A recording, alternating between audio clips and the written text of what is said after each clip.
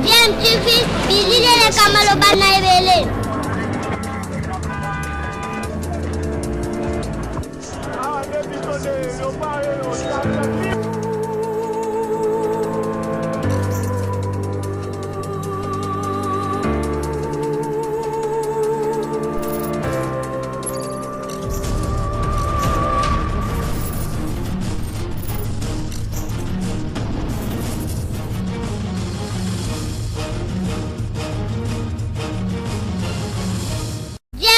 toujours un enfant. Vous êtes sur DMTV, bonjour, nous sommes heureux de vous savoir nombreux en ce moment en train de nous suivre. L'actualité, vous le savez, est toujours aussi dominée par cette pandémie coronavirus et la République démocratique du Congo n'est pas épargnée. Vous le savez, nous avons atteint la barre de 600 cas et l'évolution commence à devenir en tout cas beaucoup plus inquiétante. Je rappelle que le docteur Muyembe parlait d'atteindre le pic autour de mi-mai. Nous sommes déjà au mois de mai. Et donc, il nous faut continuer avec des mesures de prévention afin de nous protéger contre cette maladie. L'actualité, c'est aussi cette affaire entre le président du Sénat, Alexis Tambwe Mwamba, et une de ses collègues, la sénatrice Bijou Goya, qui est Tengue. Nous attendions en tout cas les réactions des femmes politiques ou même d'autres femmes par rapport à ce qui s'était passé. Il y a bien sûr des réactions. Je vous propose de suivre la réaction des femmes du FCC et ensuite nous revenons pour analyser un tout petit peu leur réaction. Voilà, pour voir si elles ont pris position pour le président ATM, comme on l'appelle, Alexis Tambwe Mwamba, ou alors leur consoeur, la sénatrice Bijou Goya. Nous revenons tout de suite après, pendant que vous suivez cet élément. N'oubliez pas, vous êtes sur DMTV. Si vous n'êtes pas encore abonné, abonnez-vous et cliquez également sur la cloche juste à côté pour recevoir des notifications sur nos prochaines vidéos. À tout de suite. Déclaration des femmes du FCC, le Front commun pour le Congo. Nous, femmes du FCC, nous sommes réunis ce jour pour examiner le contour de l'incident malheureux survenu à l'hémicycle du Sénat lors de sa dernière plénière du 30 avril 2020. Les femmes du FCC constatent que l'honorable sénatrice Bijou Goya a, au cours de cette plénière, pris la parole sans autorisation préalable et s'est livrée à une escalade verbale injurieuse à l'endroit de l'honorable président du Sénat, Alexis Tambwe Mwamba. Les femmes du FCC regrettent que, lors de sa sortie médiatique du vendredi 1er mai 2020, l'honorable sénatrice Bijou Goya ait poursuivi son entreprise en traitant de pervers l'honorable président du Sénat. Les femmes du FCC fustigent et dénoncent la montée en puissance de la manipulation politique et de la désinformation dans le but de discréditer l'image de marque de l'honorable président du Sénat. Les femmes du FCC rappellent que l'honorable Goya n'a pas agi en tant que femme, mais plutôt parlementaire et politique. Et qu'à ce titre, ces initiatives qui doivent se conformer au règlement intérieur du Sénat et aux us et coutumes parlementaires ne peuvent pas rester sans réponse politique. En cas de réaction, il ne faut pas la transformer en combat féministe. Les femmes du FCC rappellent que l'honorable Goya n'est pas à son premier forfait du genre. Il n'y a donc pas lieu de crier à la victimisation féministe. Les femmes du FCC désapprouvent l'ingérence opportuniste de certains compatriotes et mouvements féministes qui cherchent à entretenir au sein de l'opinion publique du sensationnel sur fond de la supercherie. Les femmes du FCC rassurent l'opinion nationale et internationale que l'honorable président du Sénat, Alexis Tambwe Mwamba, est respectueux de la dignité et de l'honneur de la femme et y veillera toujours, comme d'habitude, tout au long de son mandat. Les femmes du FCC prônent le respect des valeurs telles que l'honnêteté, la discipline, la loyauté et la moralité politique. Les femmes du FCC réitèrent le soutien indéfectible à l'honorable président du Sénat, Alexis Thambwe Mwamba, et à son autorité morale, le président sénateur à vie Joseph Kabila Kabange. Fait à Kinshasa le 3 mai 2020. Voilà, vous venez de suivre cet élément-là où nous voyons une dame en train de lire un texte et d'autres dames derrière elle. En fait, ce sont les femmes cadres et membres du FCC et qui ont fait cette déclaration apportant leur soutien curieusement à Alexis Thambwe Mwamba, fustigeant le comportement de la sénatrice Bijou Goya qu'elles ont traité même de récidiviste, quelqu'un qui cherche à victimiser la femme.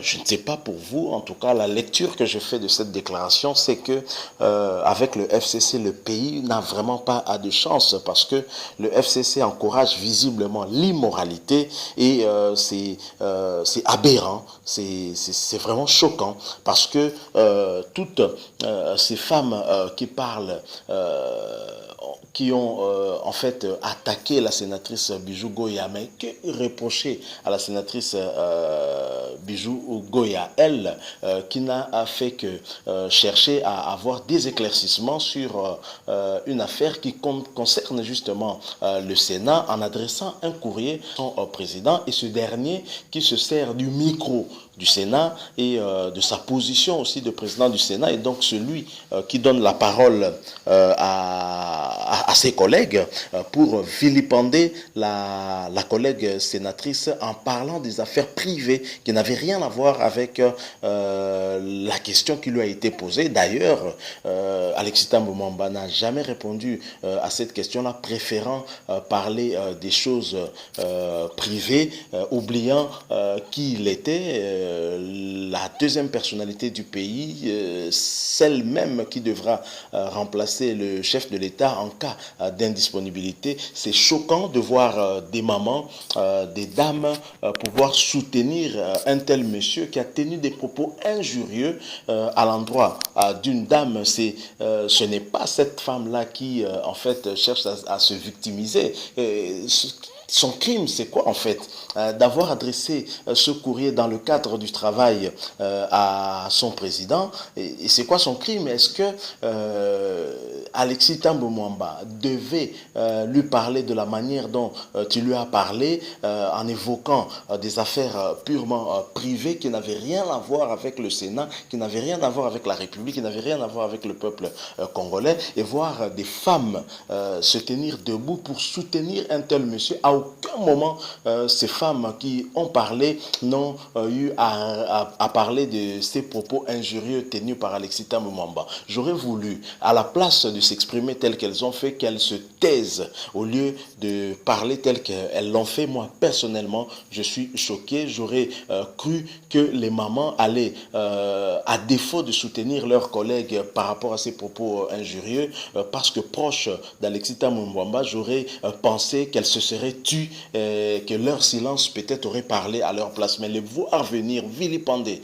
la dame qui n'a été que victime, réellement victime, parce que nous avons tous vécu ce que Alexis Thambwe Mwamba a fait, des propos injurieux, c'est inacceptable. Et j'aimerais aussi, dans le FCC, nous savons, l'autorité morale c'est Joseph Kabila, avec sa femme Maman Olive, dont on a vu des actions dans le passé, elle qui se levait notamment pour soutenir des femmes violées.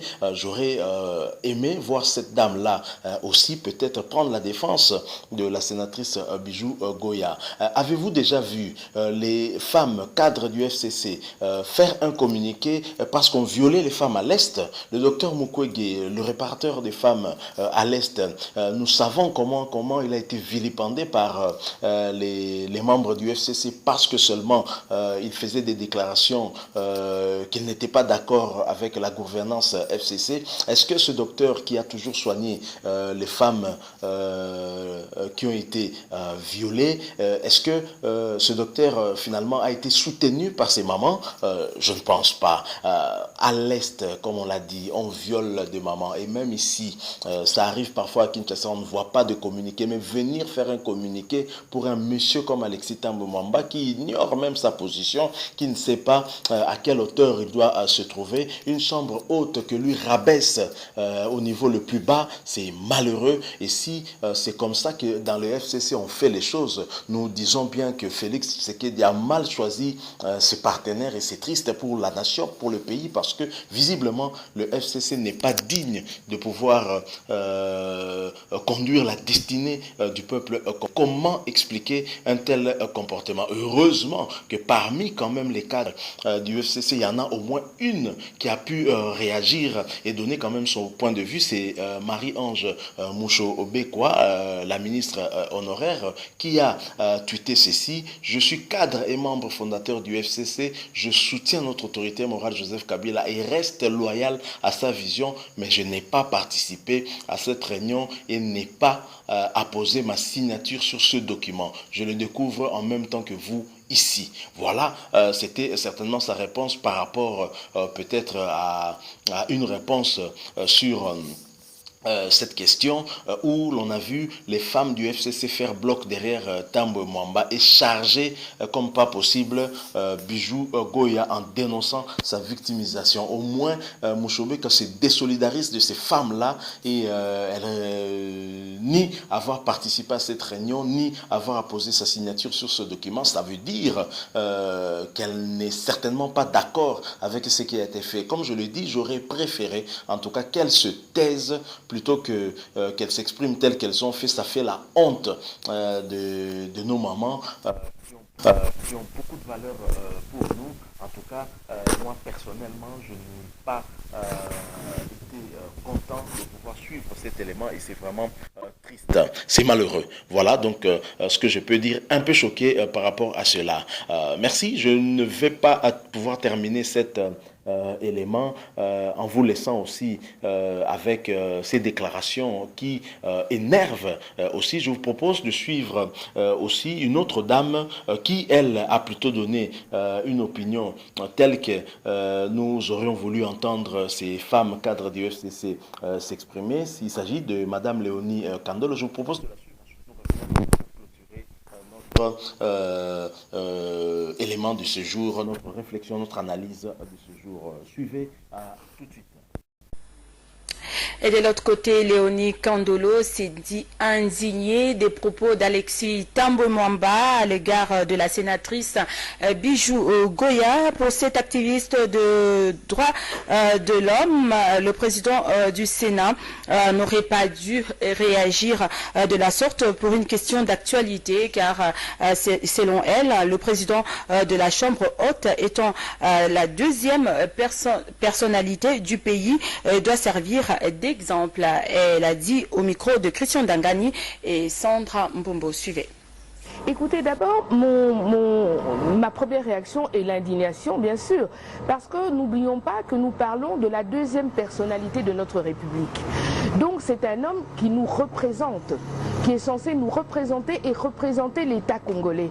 Donc à partir du moment où il tient de tels propos qui sont injurieux par rapport à la femme congolaise, par rapport à une de ses collègues sénatrices, et que ces propos vont à l'encontre du règlement d'ordre intérieur du Sénat, nous ne pouvons que nous indigner, parce qu'il lui était posé une question simple par rapport à la réfection de certains des bâtiments ou des salles du Sénat. Il pouvait y répondre.